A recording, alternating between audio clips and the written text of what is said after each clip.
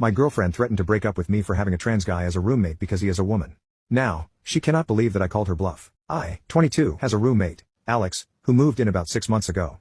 I honestly never considered Alex to be trans, not that I would care if he was, but that's not the issue. He is a short guy and probably under 165 centimeters /5'5", has a lot of facial hair and muscles, and looks a lot like a short Henry Cavill in my opinion. No one I know has ever brought up this idea before. I've had my friends and family at our apartment before. This is really the part that gets to me because my mom is highly against gay people, and if she sensed anything was up, she would have caused problems right away. Alex and I get along. We're polite but not really friends. He's quiet but super polite, always pays rent on time, helps with chores, and even shares his cooking with me. I appreciate having him around, especially because my last 3 roommates were each their own horror story. The issue came up when my girlfriend Sarah, 28, came over one day. Alex was shirtless. To clarify, I forgot to tell Alex she was coming over, and she noticed the scars on his chest. After that, she was quiet and short with me during her entire stay there. When she got home, she blew up my phone, asking why I had a female living with me. I was confused and asked what she was on about. She says that she knows that his scars are from top surgery and that he is short, so he has to be trans and a born female. I tried to explain that even if Alex is trans or a born female, there is no way I'd be attracted to him because, to any person who looked at him, you would see a freaking guy. Plus, he's respectful and doesn't cause drama like my last roommate, whom she knows about. Just to be clear, I honestly still have no idea if Alex is even trans. I googled it, and those scars could be from some other surgery, like heart surgery or gynecomastia, and I really don't argue with him being short, but there are a lot of short men. At first, Sarah wanted me to just ask Alex if he was trans, which, why the fuck would I do that, or give her his last name so she can run a background check? I said no to both. Then she said this was a violation of trust and that if I didn't either find out Alex is trans or just kick him out, she would have to reevaluate things. Basically, it's threatening to break up. I said I don't do ultimatums and that we're done. Since then, she's been messaging me every single day for over 2 weeks, even after I blocked her on everything because she wouldn't leave me alone, pissed that I wouldn't do this small thing for her. She ranges from, "Are you fucking him? Let's just talk. Why can't you at least give me closure and ask him?" to the most recent, her telling our mutual friend about the situation. Our friend wants nothing a part of this poop show. I didn't feel bad at first, but after talking about it online, I've had some people say I should have just asked my roommate if he was indeed trans just to keep the peace, or that I shouldn't have essentially picked my roommate, who I've only had for about 6 months, over my girlfriend of 5 years. I wonder if I'm being unreasonable. I legitimately do not see how any straight dude could find Alex attractive, personally, but maybe I should have done something just to keep the peace. Small update, I talked to Alex. I got advice saying to be upfront and tell him what's up completely, hide the trans part, and that I just shouldn't tell him. I don't know if this was the right thing, but I just told him, because once I was face to face with him I couldn't really help but do it. To clarify, I did not ask him about his scars or mention that specifically. I said my ex-girlfriend was under the impression he was a trans person, made sure to say I didn't care if he was or wasn't, and that I broke things off, changed the gate codes, put her on the do not let in list, all that drama.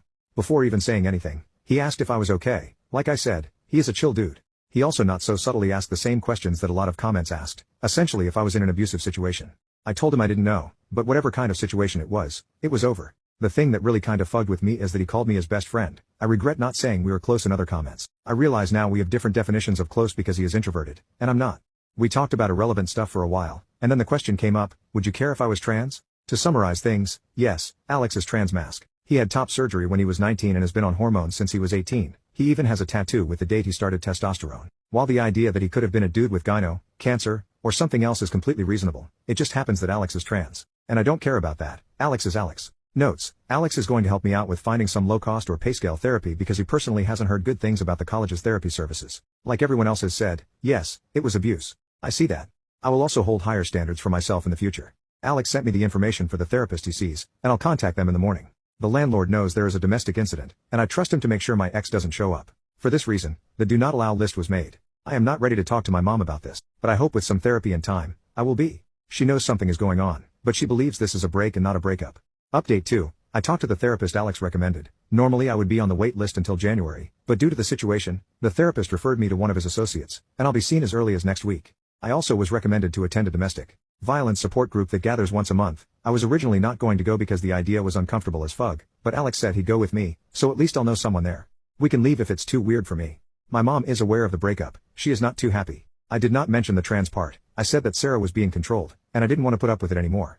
Got the usual that's a normal part of any relationship comments, but I stood my ground. My mom seems to be under the same delusion as Sarah that this is a small argument or something and we will get back together. But that is not happening. I don't talk to Sarah's mom, so I don't know her thoughts.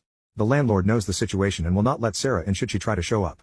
If you don't have the gate code, you have to go to the main office, and the employee will buzz the person in if they are on your accepted people list or call the tenant and ask if they aren't on the list. If the individual is on the do not let in the list, especially if it involves a criminal matter, they will be asked to leave. If they don't leave, then it becomes trespassing. I know this sounds like a lot, but the security is why many people live here. Going forward, if I date again, then I won't put up with any physical or verbal abuse. After a lot of talking, it turns out Alex and I have been friends this whole time, but because I've never had an introverted friend before, I didn't exactly realize it. Alex says he didn't want to annoy me by trying to chat with me all the time, which ironically is what I was feeling. Now we're going to hang out more, and he is trying to get me to join the D&D game he is in.